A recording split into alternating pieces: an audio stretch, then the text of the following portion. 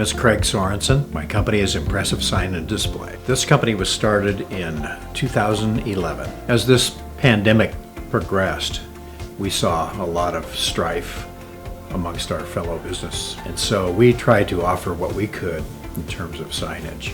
We offer discounts on sidewalk signs, banners, and so forth. We're just doing everything that we can to try to help in our little way with those businesses.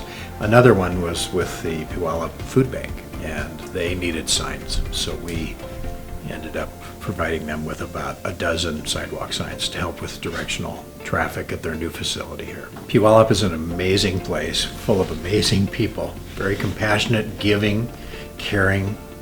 I've been a member of the Puyallup-Sumner Chamber of Commerce for about 11 years. I've seen it go through a lot of different changes, and the current staff is amazing. We've been working closely with them. We provide a lot of the signage for the Chamber of Commerce, and they've been very helpful in getting our message out to the community as well.